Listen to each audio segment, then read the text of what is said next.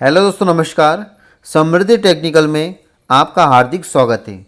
दोस्तों, आज हम स्क्रू थ्रेड और फास्टनर में से बहुत ही महत्वपूर्ण 20 क्वेश्चन के ऊपर चर्चा करेंगे। सभी क्वेश्चन को आप ध्यान से देखिएगा क्योंकि क्वेश्चन बहुत इंपॉर्टेंट है और आपको इस सभी क्वेश्चन का आंसर जानना बहुत ज़रूरी है। तो दोस्तों, क्वेश्चन को अंत तक देखिएगा, आप हमारे साथ बने रहिएगा और यदि आप फर्स्ट टाइम हमारे चैनल को देख रहे हैं तो सब्सक्राइब करिएगा। तो चलिए दोस्तों, शुरू करते हैं। क्वेश्चन नंबर 54,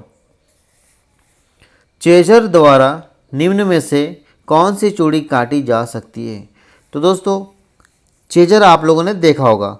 चेजर अक्सर वी थ्रेड काटने के लिए होते हैं, इस प्रकार से होते हैं चेजर। और ये आमतौर पर चेजर का प्रयोग घिसे पिटे चूड़ी को साफ करने के लिए करते हैं, परंतु यदि आपको चूड़ी काटनी भी है तो आप वी थ्रेड ही काट सकते हैं। तो इसका आंसर जो होगा वी थ्रेड ही होगा। मल्टी स्टड नहीं काटेंगे, नकल चूड़ी भी नहीं और बटरस थ्रेड भी नहीं। तो कौन सा काटेंगे? वी थ्रेड काटेंगे। ठीक है दोस्तों, अब हम अगला क्वेश्चन देखते हैं। हमारा नेक्स्ट क्वेश्चन है 55 नंबर। पतली शीटों को जोड़ने के लिए सोल्डर का प्रयोग किया जाता है। जी बिल्कुल किया जाता है। यहाँ किसका मिश्रण है? तो दोस्तों, एग्ज़ाम में एक बहुत महत्वपूर्ण क्वेश्चन आपके सामने है जो एग्ज़ाम में आते ही रहता है। इसमें कौन सा चीज़ का सोल्डर जो है वो किसका मिश्रण है? लेड जिंक का है, लेड टिन का है कि टिन जिंक का है और लेड पीतल का है? तो यहाँ पे बहुत ही सिंपल है, लेड और टिन का मिश्रण है और इसका सही आंसर बी है। ठीक है, अब हम क्वेश्चन नंबर 56 को देखते हैं। किसके अनुसार किसी नट की डायमेंशन को व्यक्त किया जाता है? दोस्तों, यहाँ आपको ध्यान देना है कि नट का डायमेंशन किसके द्वारा व्यक्त किया जाता है। तो सभी डायमेंशन जो रहता है वो बोल्ट के ऊपर ही रहता है। देखिए, बोल्ट के हेड के ऊपर रहता है क्या नट का डायमेंशन? नहीं। बोल्ट के पिच डायमीटर पे? नहीं। बोल्ट के कोर डायमीटर? नहीं। बोल्ट के नॉमिनल डायमीटर? जी बिल्कुल। बोल्ट के नॉमिनल डाया जो होता है, जैसे हम देखते हैं कि M10, उसी के ऊपर नट के डायमेंशन होता है ना। यदि आप M10 का बोल्ट लेते हो तो इसी के हिसाब से हम नट का चयन भी करते हैं। तो ये हमारा आंसर जो है बोल्ट का नॉमिनल डायमीटर होगा। ठीक है, इसी के हिसाब से नट का डायमेंशन को व्यक्त किया जाता है। क्योंकि हम लोग बोलते हैं M10, तो M10 जो थ्रेड होगा वो उसी के हिसाब से हम नट का भी चयन करेंगे, M10 का लेंगे। पिच डायमीटर का भी बोलते हैं क्या कि 10 का पिच डायमीटर है या कोर डायमीटर इतना है कि हेड का साइज इतना है। कभी हमने किसी भी नट का हेड के डाया से हमने नट की पहचान बताया? नहीं बताया। या बोल्ट के पहचान बताया क्या? नहीं बताया। तो किससे बताते हैं? हमेशा इसकी नॉमिनल डाया से बताया जाता है। ठीक है, चलिए अगला क्वेश्चन देखते हैं। उच्च ट्रांसमिट करने के लिए कौन सी की उपयुक्त होती है?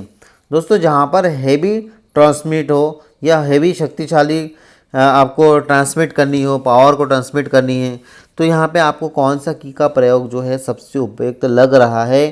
तो देखिए, फ्लैट शैडल की, तो ये तो दोस्तों बहुत ही हल्के काम के लिए होते हैं। वुडरफ की, तो ये टेपर शाफ्ट के लिए होते हैं। फेदर की, ये स्पेशल काम के लिए होता है जहाँ पे फीड रॉड लगातार घूमती है और किसी भी लोकेशन में हमको कैरिज को वगैरह जो भी यंत्रावली है उसे हम तरह तरह के लोकेशन में लेना चाहे वहाँ फेदर की का प्रयोग करते हैं। तो बचता कौन सा है? जी वेट की। तो जी वेट की जो होते हैं दोस्तों, आपने देखा होगा इस प्रकार से की होते हैं। ये बहुत ही हैवी की होता है और थोड़ा टेपर होता है 1:100 के, और ये हैवी भी होते हैं। 45 डिग्री इसका एंगल भी होता है यहाँ पे। दोस्तों, इसके ऊपर मैंने एक बहुत शानदार वीडियो बना के हमारे चैनल में डाला है। यदि आप चाहें तो इस डिस्क्रिप्शन बॉक्स में लिंक भी डाल रहा हूँ मैं, उस लिंक में जाकर आप उसे क्लिक करके देखिए, आपको बहुत मज़ा आएगा दोस्तों। तो इसका आंसर होगा जी हेड की। चलिए दोस्तों, अगला क्वेश्चन हम देखते हैं 59। एक शाफ्ट और पुली का संपर्क में आना कौन सा फास्टनिंग है? ये फास्टनिंग जो है ये बंधक है। इसको हिंदी में बंधक बोला जाता है और इंग्लिश में फास्टनर बोला जाता है। तो आपको बताना है कि शाफ्ट और पुली कौन सा बंधक है। तो शाफ्ट और पुली एक अस्थायी बंधक है। इसके बारे में आपको बताया मैंने लास्ट क्लास में, इसे आप देखिए। बोल्टों और नटों पर निम्नलिखित थ्रेड फार्मों में से किसका प्रयोग साधारण फास्टनिंग कार्य के लिए किया जाता है? दोस्तों, आमतौर पे कौन सा बोल्ट आपने यूज किया होगा? आप खुद ही एक बार कल्पना कीजिए कि आप सबसे ज़्यादा कौन सा बोल्ट का यूज किया होगा। तो निश्चित तौर पे आप यही बोलेंगे, सर मैट्रिक थ्रेड, है ना। बिल्कुल सही।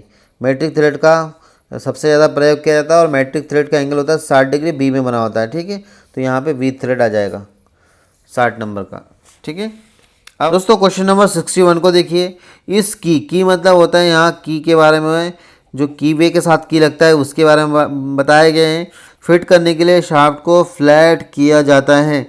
देखिए, एक होता है शंकी और दूसरा होता है शेडल की। शंकी में कीवे बनाना पड़ता है, एक में की स्लॉट और एक में कीवे, जबकि शेडल की में नहीं बनाना पड़ता है। ठीक है, तो शेडल की में क्या करते हैं, जो शाफ्ट रहता है उसके साथ हम शाफ्ट के ऊपर कीवे नहीं बनाते, जबकि उसके हब में बनाया जाता है। तो इसमें थोड़ा सा फ्लैट बना देते हैं ताकि उसके निचले वाला हिस्से जो रहता है फ्लैट, ये जो की रहता है, कौन सा वाला दोस्तों, फ्लैट शेडल की, प्लेन रहता है नीचे से, तो वो थोड़ा सा इसको शीट मिल जाए हल्का सा बैठने के लिए, इसलिए फ्लैट बना देते हैं। ठीक है, तो यहाँ पे फ्लैट शेडल की जो होगा वो इसका सही आंसर होगा, क्योंकि फीदर की, जीबैट की और शंक की, ये सारे की में आपको पूरी तरह से की वे बनाना पड़ता है, जबकि इसके लिए नहीं बनाना पड़ता। ठीक है, तो इसका सही आंसर होगा फ्लैट शेडल की। अगला क्वेश्चन देखिए, टर्न वकल्स और कपलर नट किस धातु के बनाए जाते हैं। पहले तो आप देख लीजिए कि एक टर्न वकल और कपलर नट होता क्या है। दोस्तों, ये एक प्रकार के इंटरनल और एक्सटर्नल थ्रेड का युग्म है। ठीक है, ये दोनों एक साथ काम करता है और ये जोड़े में होते हैं। एक में लेफ्ट हैंड थ्रेड होता है और दूसरे के अंदर राइट हैंड। जैसे नट और बोल्ट है, ये एक हालो नट है मान लीजिए। ठीक है, तो इसमें क्या होता है कि ये लेफ्ट हैंड थ्रेड है, इस प्रकार से लेफ्ट हैंड थ्रेड। अब क्या होता है कि इसमें जो, जैसे आपने इलेक्ट्रिक पोल देखा होगा, खंबे में जो लास्ट जो पोल रहता है किसी गली मोहल्ला में, उसके लास्ट में एक पोल रहता है, उसमें टर्न बकलर लगा रहता है। तो ये क्या करता है, ये जो टाई है इसको टेंशन देता है। जैसे आपने एक खंबे में एक लास्ट में एक टेंशन के लिए एक वायर तो डाल दिया, लेकिन उसको टाइट करना है तो कैसे करोगे, नहीं कर पाओगे। तो ये टर्न बकलर जो रहता है दोस्तों, ये माइल्ड स्टील का बना होता है और इसमें जो नट रहता है, ये वाला जो मान लीजिए नट है, ये नट है और ये बोल्ट का काम कर रहा है। तो जैसे आप नट को टाइट करेंगे, एक दूसरे के ऑपोजिट घुमाते हैं, तो क्या होता है कि ये जो थ्रेड है ये इसके अंदर जाने लगता है। जब अंदर जाता है तो ये उसको दोनों तरफ से खिंचाव करता है ना। तो खींचता है तो फिर ये जो टाई रहता है या वायर रहता है इसको खींचता है। इस प्रकार से खंबे में टेंशन आ जाता है। तो ये टाई है, इसको हम लोग बोलते हैं टर्न बकल्स और कपलर नट। तो ये बहुत इंपॉर्टेंट नट है। यदि आपको किसी सीमित जगह में टाइटिंग करना है, आप टाइट नॉर्मली कर नहीं सकते, तो आप टर्न बकलर लगा दीजिए। तो इसका सही आंसर क्या होगा, माइल्ड स्टील। ठीक है दोस्तों, माइल्ड स्टील का बना होता है। आप इसे देखिएगा, आपके मोहल्ला में जो खंबे हैं किसी भी गली में, और लास्ट वाला खंबा जहाँ से 90 डिग्री में मुड़ जाता है, या कोई खंबे के अंतिम सी छोर, वहाँ पर जाइए तो देखिएगा टर्न बकल्स मिल जाएगा। ठीक है, और नहीं मिलता तो मुझे कमेंट्स करिए, मैं आपको भेजता हूँ। टर्न बकल्स कपलर नट अस्थाई फास्टनर है, निश्चित तौर पे अस्थाई है, इसको खोल भी सकते हैं। इसके सिरे पर लेफ्ट हैंड और राइट हैंड थ्रेड्स कटी होती है। इसमें राइट हैंड और इसमें लेफ्ट हैंड होती है, एक दूसरे के ऑपोजिट में होते हैं। इसका प्रयोग किया जाता है, कहाँ करते हैं ये आपको बताना है। तो चलिए ऑप्शन देख लेते हैं कि इसका प्रयोग कहाँ करते हैं। ऑप्शन ए लॉकिंग के लिए, ऑप्शन बी पार्ट की असेंबलिंग के लिए, ऑप्शन सी टाई बार की लंबाई बढ़ाने या एडजस्ट करने के लिए, ऑप्शन डी इनमें से कोई नहीं। तो आप बिल्कुल समझ गए होंगे कि इसका प्रयोग कहाँ करते हैं। तो ये जो टाई बार होते हैं इसकी लंबाई को एडजस्ट करने के लिए, बढ़ाने के लिए या घटाने के लिए। ठीक है दोस्तों, तो ये आप समझ गए, क्योंकि मैं आपको ड्राइंग बना के दिखाया हूँ, तो आप तो बिल्कुल समझ गए होंगे। अगला क्वेश्चन देखिए, डबल पिन निम्न की नहीं बनाई जाती। दोस्तों यहाँ आपको नहीं देना है। डबल पिन आपने देखा होगा, एक लोकेटिंग पिन होता है। जैसे कोई मशीन असेंबली पार्ट्स को आपको असेंबल करना है, 2 बोल्ट मान लीजिए यहाँ लगाना है, तो 2 बोल्ट में क्या होता है, वो मिस अलाइनमेंट हो सकता है, उसके नीचे एक प्लेट है मान लीजिए, है ना, दिक्कत हो सकती है। तो यहाँ पे क्या करते हैं, आपको लोकेटिंग पिन लगा देना चाहिए, एक यहाँ पे और एक यहाँ पे। तो इससे क्या होता है कि आपको एक तो बोल्ट में असेंबली करते समय दिक्कत नहीं आएगी और लोकेटिंग में मिस अलाइनमेंट भी नहीं होगा, बहुत अच्छे से काम कर सकता है। इसलिए मशीन के बॉडी में आपने देखा होगा, खास करके लेथ मशीन, मिलिंग मशीन, इस प्रकार के मशीन की जो बॉडी में से अपन प्लेट वगैरह निकालते हैं, उसके जो कवर निकालते हैं, तो उसमें हम हर जगह लोकेटिंग पिन लगा हुआ था, डबल पिन लगा हुआ होता है।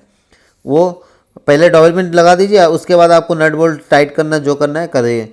तो कास्ट आयरन का डबल पिन कभी नहीं बन सकता, बाकी सभी का बन सकता है काम के हिसाब से। आमतौर पे ये अलॉय स्टील का बना होता है ना, stainless steel, spring steel, aluminium सबका बन सकता है, पर कास्ट आयरन का कभी भी नहीं बन सकता, क्योंकि कास्ट आयरन का टेंसाइल स्ट्रेंथ अच्छा नहीं होता, शेयर स्ट्रेंथ अच्छा नहीं होता तो सिर्फ कंप्रेसिव स्ट्रेंथ अच्छा होता है। तो कंप्रेसिव स्ट्रेंथ से यहाँ कोई मतलब नहीं है, वो हमारा कोई काम का नहीं है इस क्षेत्र में, ठीक है। इस क्षेत्र बोले तो इस रिक्वायरमेंट के लिए। अगला क्वेश्चन देखिए 65 नंबर, ब्लैक बोल्ट उत्पादन के अनुसार होते हैं, इन्हें तैयार किया जाता है, कहाँ तैयार करते हैं ये आपको बताना है। तो ब्लैक बोल्ट और मशीन बोल्ट ये आपको मैंने बताया था। ब्लैक बोल्ट जो होते हैं वो फोर्जिंग करके तैयार किया जाता है, फोर्जिंग करके ब्लैक स्मिथी लोग। और मशीन बोल्ट जो होता है दोस्तों वो उसको मिलिंग मशीन में उसकी फ्लग बनाया जाता है, अर्थात इसके हेड बनाते हैं। लेथ मशीन में इसके साइज बनाया जाता है। तो इसमें पूछा है कि ब्लैक बोल्ट कहाँ उत्पादन किया जाता है, लेथ मशीन पे नहीं, फोर्जिंग द्वारा हाँ, ऑटोमेटिक मशीन द्वारा नहीं, उपरोक्त सभी नहीं, तो कहाँ करते हैं, फोर्जिंग द्वारा करते हैं, ठीक है। अब अगला क्वेश्चन देखिए दोस्तों, क्वेश्चन नंबर 66 को देखिए दोस्तों, किस प्रकार के नट में स्लॉट काटने से नट कमज़ोर हो जाता है। तो दोस्तों कैसल नट आपने देखा होगा कि कैसल नट जो होते हैं उसके ऊपर एक इस प्रकार से कॉलर भी होता है, और जो फ्लग के ऊपर होता है यहाँ पे स्लॉट कटा होता है। तो ये कॉलर के कारण दोस्तों ये इतना कमज़ोर नहीं हो पाता है। लेकिन यदि आप स्लॉटेड नट को देखेंगे तो वो डायरेक्ट नट में ही स्लॉट कटा हुआ रहता है। ये फ्लग है, ये स्लॉट कटा हुआ, ये स्लॉट कटा हुआ, इस स्लॉट कटा हुआ। तो ये और इसमें कैसल नट में थोड़ा अंतर है, क्योंकि इसमें अलग से कॉलर बना दिया, तो ये तो अच्छा है। लेकिन स्लॉटेड नट जो है दोस्तों ये बहुत ही गड़बड़ करता है, क्योंकि ये डायरेक्ट स्लॉट जो है वो नट के फ्लग पे ही काट दिया, तो ये है सबसे कमज़ोर, ठीक है। अब अगला क्वेश्चन देखिए, दो पार्टों को रिवेटिंग की तरह जोड़ने की क्रिया को क्या कहते हैं।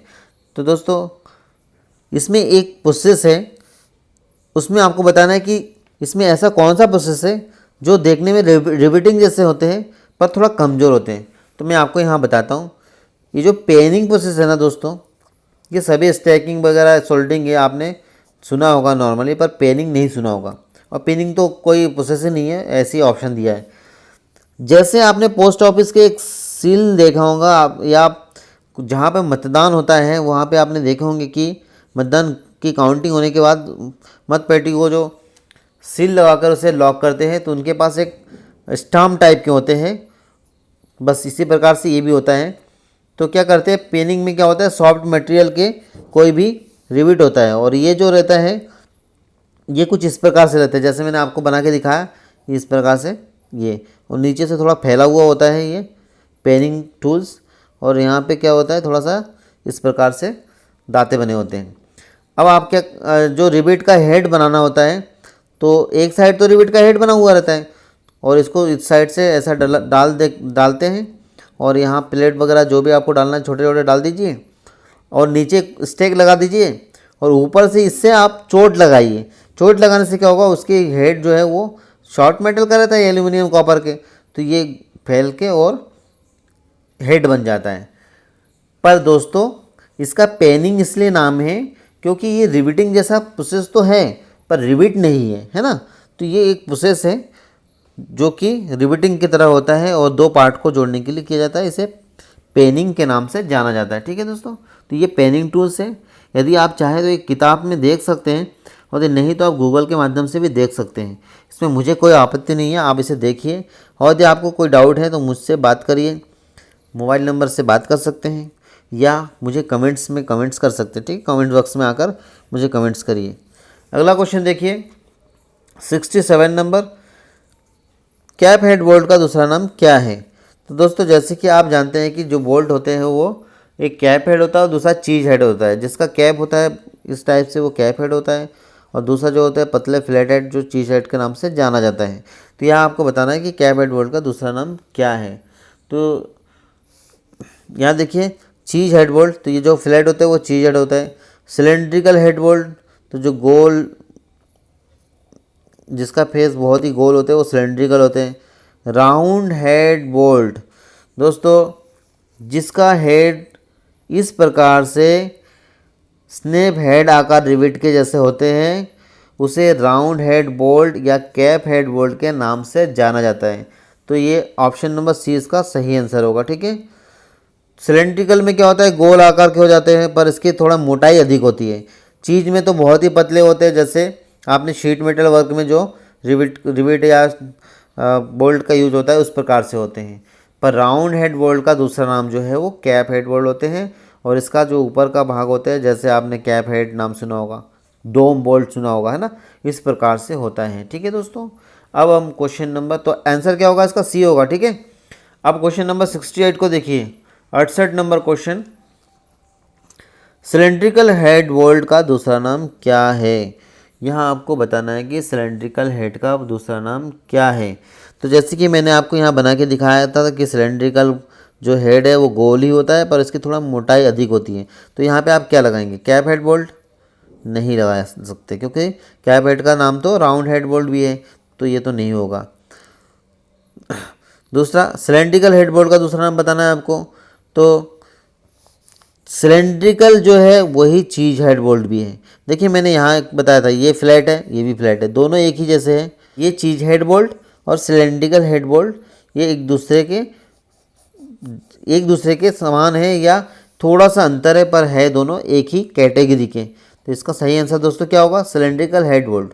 या सिलेंड्रिकल हेड बोल्ट का दूसरा नाम क्या है, तो आप चीज़ हेड बोल्ट लगाएंगे। ओके, अब क्वेश्चन नंबर 69 को देखिए, बिजली की मीटर को उठाने के लिए कौन सा बोल्ट प्रयोग किया जाता है। ये जो मोटर है दोस्तों, ये इलेक्ट्रिक मोटर होगा। इस प्रकार से आपने देखा होगा, मोटर रहते हैं, शाफ्ट है मान लीजिए, तो यहाँ पे एक आई बोर्ड लगाने की व्यवस्था होता है इस प्रकार से, और यहाँ पे डी सर्कल वगैरह ये लगाते हैं और फिर सीलिंग लगा के इसको उठा देते हैं। देखा है आप लोगों ने, निश्चित तौर पे देखा होगा। तो ये मशीन के बॉडी या मशीन को उठाने के लिए, मशीन के कवर को उठाने के लिए, मोटर को उठाने के लिए, किसी भी चीज़ को उठाने के लिए इसका प्रयोग किया जाता है। क्या नाम है इसका, आई हुक बोल्ट नहीं, साधारण बोल्ट नहीं, टी बोल्ट नहीं, तो कौन सा बोल्ट है, आई बोल्ट। ठीक है दोस्तों, ये आई नुमा एक बोल्ट होता है जिसको आई बोल्ट बोला जाता है। इसके ऊपर भाग किस तरह इस प्रकार से रहते हैं और नीचे यहाँ थ्रेड रहता है, दिख रहा है आपको। ठीक है दोस्तों, क्वेश्चन नंबर 70 को देखिए, सामान्य कुंजी का प्रयोग दो पुर्जों के बीच किस गति को रोकने के लिए किया जाता है। दोस्तों, यदि आप शाफ्ट के साथ, ये शाफ्ट है, इसके साथ आप एक पुल्ली यूज कर रहे हैं और उसके बीच में आपने हब में की नहीं लगाया, तो क्या होगा, तो निश्चित तौर पे वो जगह में घूमने लगेंगे।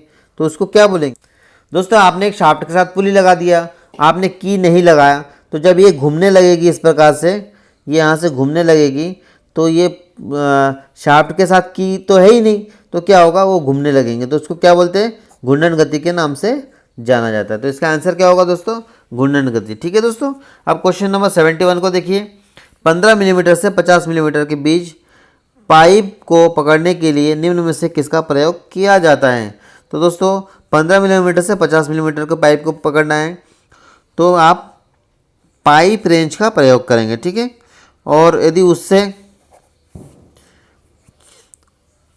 यदि बड़े हो जाए, मान लीजिए 63 से लेकर 400, 500 mm, 600 mm तक के हो जाए, तो आप चेन पाइप रेंज का प्रयोग करेंगे। तो इसका सही आंसर क्या है दोस्तों, पाइप रेंज। इसको सही नहीं लगाया तो मैं आपको दिखाया है कि चेन पाइप रेंज का प्रयोग 300, 400, 500 mm के लिए करेंगे। ठीक है, तो उसका सही आंसर जो है पाइप रेंज होगा। अगला क्वेश्चन देखिए, प्लेन वॉशर का सही व्यास रखा जाता है। तो यदि आपको प्लेन वॉशर का सही व्यास रखना है या आपको ज्ञात करना है, तो आप क्या कर सकते हैं, इसका सही आंसर होगा 2D प्लस 1/8। ठीक है, या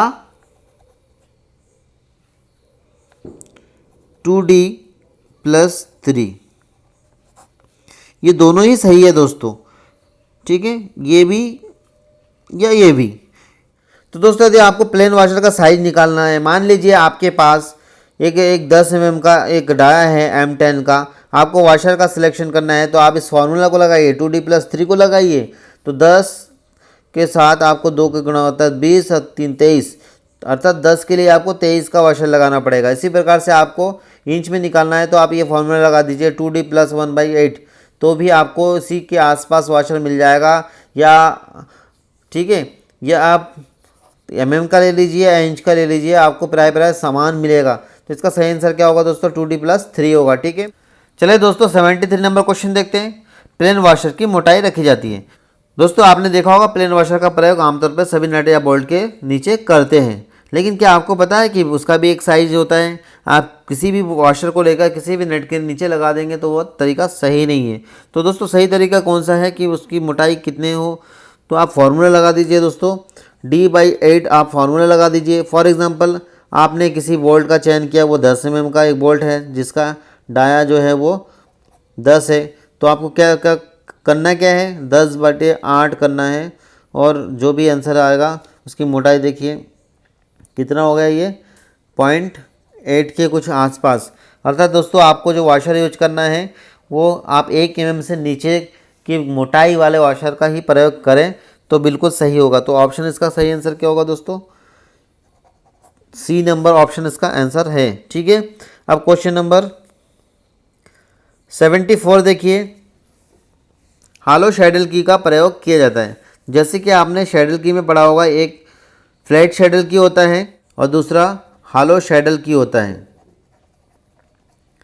ठीक है दोस्तों, ये 2 प्रकार के होते हैं और इन दोनों को बहुत हल्के काम के लिए इसका प्रयोग किया जाता है, क्योंकि इसमें शाफ्ट में की स्लॉट वगैरह नहीं काटना पड़ता है, इसलिए ये लाइट वेट के लिए यूज होता है। देखिए हैवी लोड बिल्कुल नहीं, मीडियम लोड ये भी नहीं, लाइट लोड हाँ ये सही है, क्योंकि ये हल्के काम के लिए प्रयोग किया जाता है। ठीक है दोस्तों, तो दोस्तों ये था बहुत ही इंपॉर्टेंट 20 क्वेश्चन, आपको बहुत ही अच्छा लगा होगा।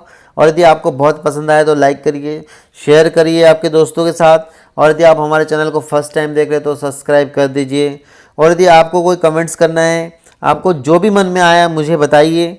आपको यदि कोई प्रॉब्लम आ रही है तो मुझे बताइए, मैं डिस्क्रिप्शन बॉक्स में बहुत सारे लिंक भेज रहा हूँ, उससे आप देखिए और हमेशा हमारे चैनल को देखते रहिए, Samriddhi technical. Thank you for watching.